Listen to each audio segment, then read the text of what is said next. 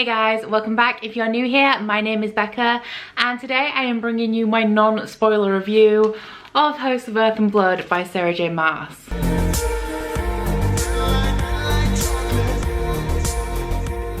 So first off, I would like to say a big book birthday to this beauty. This is Sarah J. Maas's adult debut and this is the first book in her new adult urban fantasy series, Crescent City. Now she is a chunky one. This book stands at over 800 pages, but let me tell you, these were the best 800 pages I have ever read, and I'm going to tell you why here today. So first off, I do feel like I need to disclose I am a huge Sarah J. Maas fan. Sarah J. Maas is my favorite author. You could say that I am Maas trash. I will accept that willingly. There are a lot of things that I really love about Sarah J. Maas and her books, and this book was definitely no exception. Now, because I am such a huge fan of Sarah J. Maas, I cannot help that this review is going to be a little bit biased. That being said, I am aware of how biased I am, so I will try and bring a little bit of objectivity into this review. It is also worth mentioning that this is going to be my first video in a whole week of Sarah J. Maas themed content. We have my review going up first, followed by a top secret project that is currently known on Twitter as #CCSecret. That will be coming the day after this video is posted. Following that, we will have my spoilery book diary on this book, where you get to see me react live to the crazy shit that goes down in here. And then finally, one of the most common questions that I am asked across all of my channel, actually, the most common question that I get about anything is, I want to read Sarah J. Maas, where should I start? So on Sunday, I will be bringing you guys a video that runs through all of Sarah J. Maas's books, where I think you should start, which ones are my favorite, and the different elements of each. So if you have never read Sarah J. Maas before and you are looking at getting into her, then that video is coming for you guys. Stay tuned. Okay, so House of Earth and Blood. As I said, this is an adult urban fantasy. It is Sarah J. Maas's first adult book. However, that is debatable because her young adult books are not exactly filled with young adult content. However, this one is very much adult. It is a solidly adult book. We have all the good stuff in here. We have the swearing. We have some sexual content. I will get into that in a little bit in this video. So this book follows our main character, Bryce Quinlan, who is half fae. Bryce lives in Crescent City with her roommate and best friend, Danica Fendia, who is a wolf shifter. Now, where this story starts off, we are following Bryce and Danica and their friends Fury and Juniper as they are going about living their lives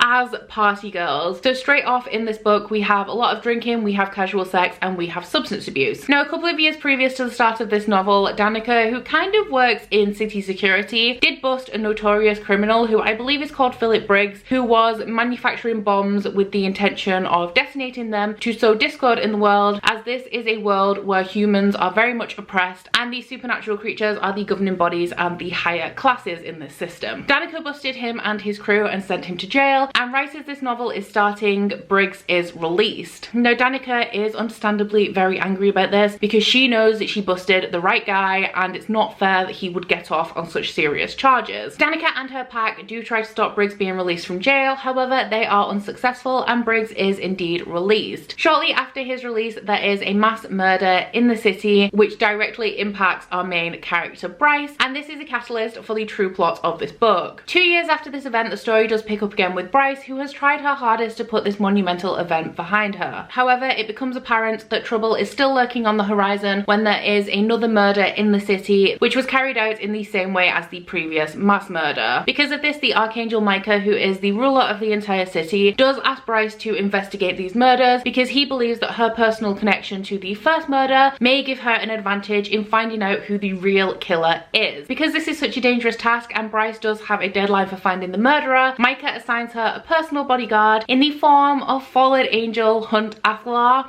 who is dark, brooding, and delicious. So throughout the majority of this book, we are following Bryce and Hunt as they search for this mysterious killer. We do have one other prominent side character in here as well, and that is Rundanan, who is the Fae Prince and also related to Bryce. He is kind of working alongside them. He dips in and out of their investigation because he is also working on his own investigation to find out who stole the Lunar Horn, which is a priceless Fae artifact that was stolen from a temple around the time that the first murder occurred 2 years in the past. So what I will say about this is that we definitely have a lot going on here. This is a very complex story. We have the main plot, we have side plots. If you know anything about Sarah J Maas, you will know that there is a romance in here as well. And we also have a lot of killer world building. So as we have already established, I am a huge fan of Sarah J Maas. She is my favorite author. However, going into this, I was a little bit dubious about whether I was going to enjoy this because it is an urban fantasy. And traditionally, I do not get on with those. Urban fantasy is definitely not my favorite genre. I was also a little bit worried about this because Sarah J Maas does typically write traditional fantasy in the usual historical type setting. However, what I can definitely say about this is that she did an excellent job on this world. The world building in this is so complex, and I will warn you ahead of you guys picking this up that the first 200 pages or so is very heavy with the world building. I will admit that it is info dumpy in parts. This world is so complex, there are so many layers. We have just the basic layer of the city, which is crammed full of significant monuments, and there is also a very complex political system in here with hierarchies and tiers. The angels seem to be ruling the roost, but there is pretty much every type of supernatural creature that you can think of in here, and a lot of them have representatives on the council. So when you're going into this, the first 200 pages are going to be a little bit slow because there is a whole lot of information being thrown at you. Now don't worry if you don't get it all straight away, because trust me, the important stuff will stick, and by the time you get to the end of this, you will find out that you have actually retained more information than you realized. But I would advise maybe tabbing the beginning so that you can refer back to it if you need to, because it is quite complicated. Now, one of the things I really loved about the setting of this book is that it is a true urban fantasy. I do find quite often that contemporary fantasy is actually mislabeled as urban fantasy. However, this is a true urban fantasy. Now, there is a city, I believe it's in California, called Crescent City. I don't know whether that city formed the basis for this book and the setting of this world, but I will say that the city in here is not too much like real life. We have a lot of magic in here. As I said, we have significant monuments that are significant to the history of the world. There is a history of the world in here. There are some pretty significant wars that went on way back when that influence some of the characters that are present in the bulk of the story. And while there are a lot of elements that we are familiar with in this book, for example, they do have technology, it doesn't work in the same way. And Sarah J Maas has very much built this world from the ground up. As I said, I do not read a lot of urban fantasy, so if there are some elements of this world that are actually common in urban fantasy stories, I can't speak for that because I have no point of reference. But to me, this was a very unique world, and I think that it was very well built. Now for the characters. The reason that Sarah J Maas is my favorite author is because I feel so connected to all of her characters. I think that she does a really good job on character development through all of her work, and that is very much present in here. But one of the things that I do really love about Sarah J Maas and the way that she writes characters is that I personally think that she is very good at writing trauma, and I love the representation for trauma in her books. Now, I have seen her write characters that have been affected by trauma before. However, I don't think I've seen her write them to the extent that she wrote them in this book. As I mentioned at the beginning of this book, there is a big mass murder that is closely connected to Bryce that is a catalyst for all the things to come in this book. This event has deeply impacted Bryce, and it pretty much threw the entire trajectory of her life off course. She has a lot of emotional scars from this event, and as well as that, for her entire life she has been the victim of bullying from the people around her because she is half fae and not full-blooded fae.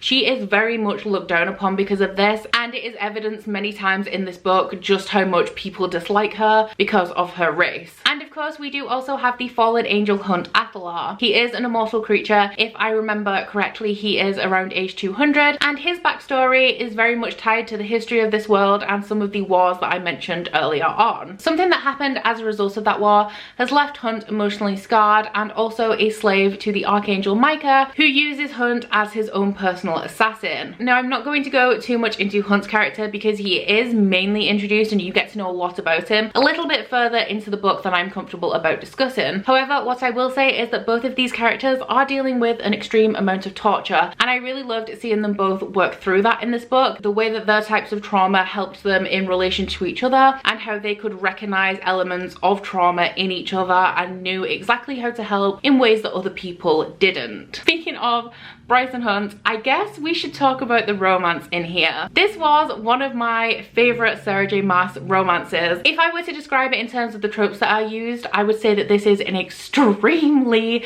slow burn, enemies to friends to lovers. The progression of the romance in here is going to keep you on the edge of your seat. There were so many times that I was just screaming at these characters to do something. Now, as I mentioned at the beginning of this video, I said that I would talk about the sexually explicit content in here. What sexual content is in here is described explicitly, so those of you who like your smut and like your Sarah J Maas smut, you're going to get some, but it's not as smutty as we would expect. Now, it is very obvious to me when reading this book that Sarah J Maas is very much aware of the power that she has over her readers, and because of this, she withholds what the reader wants at every single opportunity that she can, which, let me tell you, was extremely frustrating to read, and I think you know how frustrating I mean. That being said, these characters had a whole ton of chemistry. As with most Sarah J Maas romances, they're both very sassy and snarky. Bryce is so full of agency and so full of sass, and Hunt is, like I said, tall, dark and delicious. He's a little bit brooding, but he is also a little bit arrogant, but in the best way. He does have a soft side. He is quite similar to some of Sarah J Maas's previous male characters. If I were to compare these two characters to any two pre-existing Sarah J Maas characters, I would say that this is like a romance between Selena and Cassian. Hunt very much has the snark of Cassian. I also kind of imagine him similar to how Cassian looks. He's the same, like, tall, hella muscular, built like a tank, you know what I mean? And Bryce knows that everybody wants her. She knows that she is beautiful, and combined with her agency, she is a force to be reckoned with. Like with Hunt, she does have her soft side. She has a lot of vulnerability and a lot of insecurity, and a lot of the front that she puts on is a front. But I will definitely 100% say, if you read Sarah J Maas books for the romance, if you read fantasy for the romance, you are going to love the romance in here. I would say that a lot of this book is dedicated to character development. There's a lot of world building at the beginning. There's a lot of action at the end. Honestly, you are going to want to clear part of your day when you hit around page 600, because the entire end of this book is literally wall-to-wall action. You cannot stop. I had things to do the day that I was finishing up this book, and I thought, you know what, I have 200 pages left, it's going to be fine. I'll read 50 pages and then I'll take a break. There is absolutely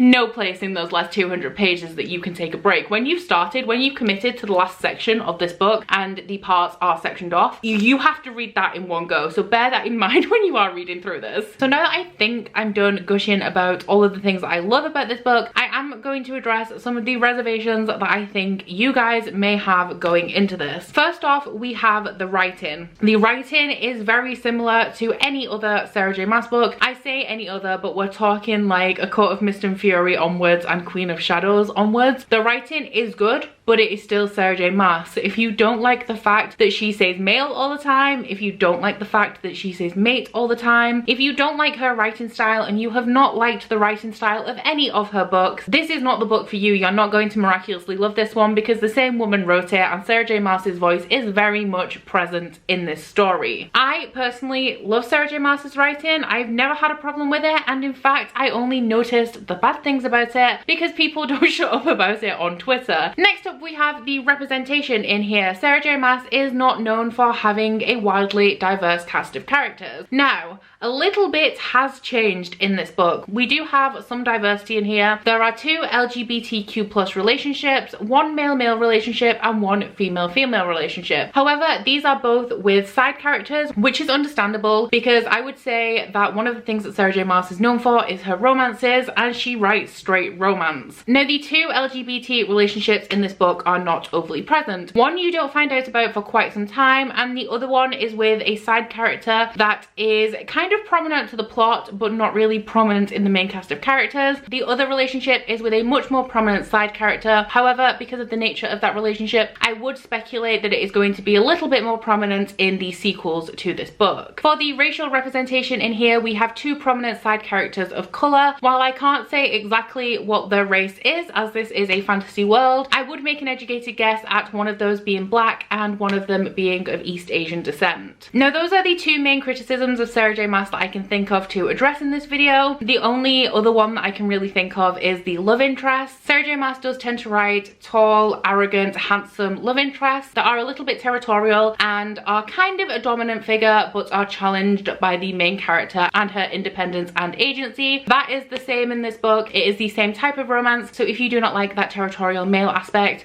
once again, don't read this book. And then my parting word on this topic is just going to be, if you don't like Sarah J Maas, don't read this book. If you don't like Sarah J Maas, you're probably not going to like this book. If you are ambivalent about Sarah J Maas, if you don't love her books but you like them, or if you don't love her books but you don't hate them, then you might like this book. The transition from young adult to adult may be something that you really enjoy. But if you are one of those people who goes out of your way to not like Sarah J Maas, and you treat not liking Sarah J Maas as a personality trait, you're not going to like this book. So just don't read it. But overall, I love this book. I gave this book 5 stars. It is now my favourite book of all time, probably more than A Court of Mist and Fury. I do need to reread that so I can give you a solid answer on that, but I think that this has all of the best elements of Sarah J Maas in it. I tend to find that with every book her writing improves. There are a few plot conveniences in here, as we found in A Court of Wings and Ruin, and a little bit in Empire of Storms, but not quite to such an extent. But if you do eye roll at her convenient endings and her convenient resolutions, then there is a little bit of that in here, and that is pretty much the only thing I can fault it on. It's one of those things, like with A Court of Wings and Ruin, where I eye rolled because it happened, but at the same time, if it hadn't have happened, I would have been absolutely devastated. If you are a fan of Sarah J Maas, if you do enjoy her books, this one is going to put you through the emotional ringer. It's going to have you on the edge of your seat the entire time, and I really think that you are going to love it. It may end up being your favorite Sarah J Maas book ever, like it is mine. I would say that this one is definitely on par with A Court of Mist and Fury, and I'm so excited for everybody else to read it and hopefully love it as much as I do. But that is about it for my House of Earth and Blood review. Please let me know in the comments if you're going to be picking this book up. If you're watching this way after it's been posted and you've read this book, please let me know what you thought about it. Just putting it out there that I do fight for my friends and I do fight for my faves. So if you read this book and you hated it, please don't leave me a comment telling me that you hated it, because that's just not nice. But that is about it for this video, so please don't forget to like if you liked it and subscribe if you want to. If you head into my description box, you will find a link to my Goodreads, Instagram and Twitter if you'd like to follow me on any of those, as well as a link to my Bookish body butter and candle website, which is going to have a whole new range of Crescent City candles on it very soon. And you will also find the Instagram for that and 10% off discount code. But that's it from me today, guys. Bye! Oh, you bite your friend like chocolate. You say you will go where nobody knows, with guns hidden under our petticoats. We're never gonna quit it, no, we're never gonna quit it, no.